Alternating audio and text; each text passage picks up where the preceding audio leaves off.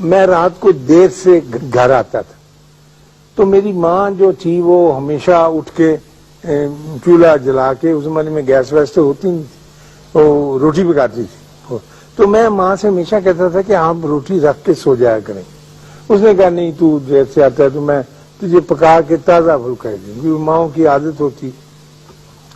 تو میں ان سے بہت تنگ تھا اور میں نے کہا تھا دیکھیے میں کھانا نہیں کھاؤں گا، اگر آپ اٹھ گئے 12 بجے آ گئی تو کہنے کی کوئی بات۔ ایک دن یہی پھلکا پکاتے ہوئے انہوں نے مجھ سے پوچھا کہ تو کہاں جاتا ہے؟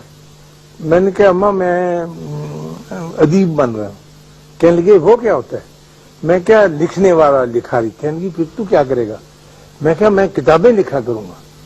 تو کہنے لگے جو اینی آگے پہ یہ کتابیں ہونا تو کی بنے گا؟ میں کہا نہیں وہ تو جھوٹ ہے، کچھ نہیں، میں اور طرح کا رائٹر بنوں گا اور میں سچ اور حق کے لیے لڑوں گا اور میں ایک سچی بات کرنے والا ہوں۔ اس زمانے میں یہی اب بھی ہے۔ تو میری ماں کچھ ڈر گئی بیچاری، ان پڑھ عورت تھی گاؤں کی۔ میں نے کہا میں سچ بولا کروں گا اور جس سے ملوں گا سچ کا پرچار کروں گا، اور میں یہ جو رائٹر ہیں یہ بہت چھوٹے درجے کے۔ تو مجھے یاد ہے اس کے چمٹے میں پھولی ہوئی روٹی تھی، اس نے میری طرف دیکھا چہرہ کر کے تو کہنے لگی کہ اگر تو نے یہی بننا ہے جو تو کہتا ہے اور تو نے سچ ہی بولنا ہے تو اپنے بارے میں سچ بولنا، لوگوں کے بارے میں بولنا نہ شروع کر دینا۔ بالکل ان پڑھ عورت کی بات۔